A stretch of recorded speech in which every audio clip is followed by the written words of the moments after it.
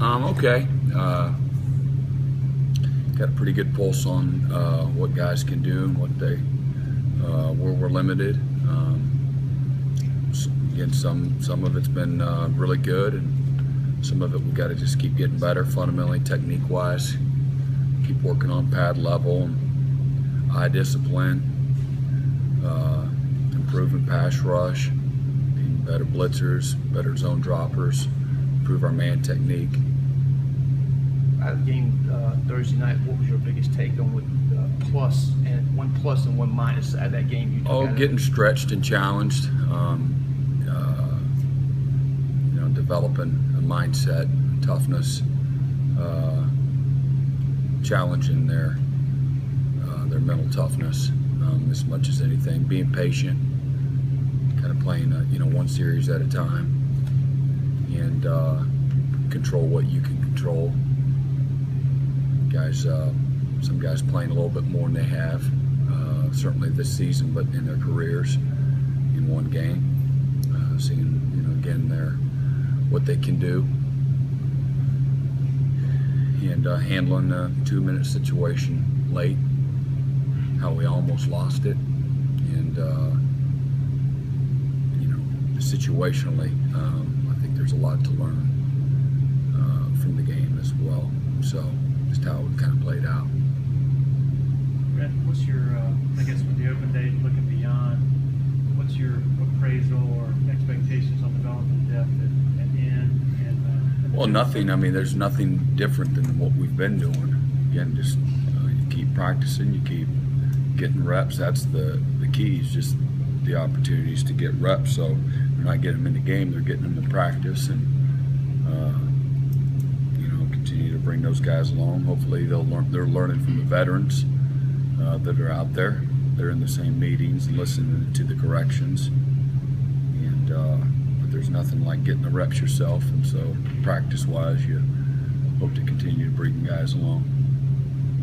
What stands out in studying Notre Dame's offense? Just the experience up front, running game. Number 7 gets behind a lot of people. 88's big on the other side.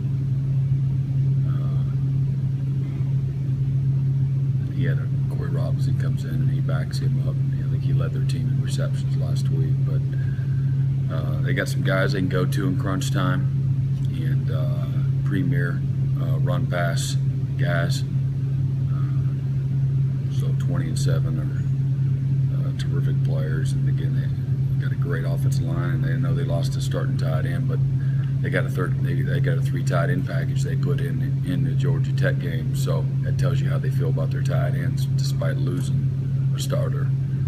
They've recruited well there, so they're very multiple in what they do. The quarterback came in and did a great job first start. Do you expect Notre Dame to test their secondary with deep ball more than recently so far? Yeah, they got probably the best receiver in America. I haven't really watched a bunch of people. I've watched some football. He might be the best there is. He gets my vote for the guys I've watched on tape by a landslide. Who's some good receivers? Where's good receivers that are out there in college football? Who? Oh, I thought Fuller's the one you're referring to, correct? Yeah. Notre Dame. But who else is out there? Shepard, Sterling Shepard. Yeah, Fuller's very dynamic. Fuller's big and really fast. Go up and high point the ball. Runs very good routes. Gets in and out of his breaks extremely well. Yeah, this guy's better than Green.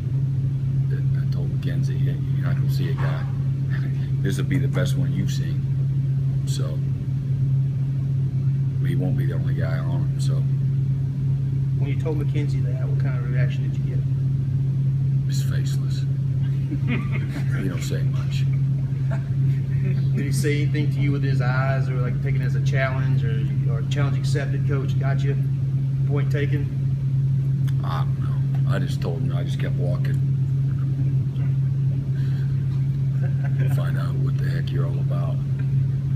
About to find out. Yeah, no doubt. So they're really good. They're really, really good offensively. They put them in very successful situations. And stressful for you defensively. Their ability to run the ball in the play action game. On early downs, they can protect it, you know, and max protect it and run routes that take a long time to develop, but they're hard, stressful routes to cover. So they really force you to defend the whole field that way. How much does it help having this extra week to prepare for Notre Dame? I'm sure it helps, you know, but they're not a bunch of dummies, you know, so they know that you're zeroing in on this tendency or that tendency, and they'll break their tendencies. That's why, you know, they've been successful, you know, so they have a lot to what they do. But I think as much as anything, it's more about us, why this is beneficial, and just getting physically and mentally healthy. Last time we talked to you, you were talking about the 3-day turnaround. You said you never experienced that before. Have you ever had a 16-day turnaround? And I was wrong. I guess that happened our first year here. But 16-day, I don't know. I don't know if I have or not. As soon as I think I know, I'm corrected. So I don't. Clemson hasn't had it since 1918. It's not. So I don't know that Oklahoma did or not. Yeah. So When you look at Process, their running back, he started out as a wide receiver that they moved. What do you see out of him? great athlete, instincts, can accelerate, very patient runner, very fast, strong, breaks a lot of tackles, runs through trash well. You can't arm tackle this guy.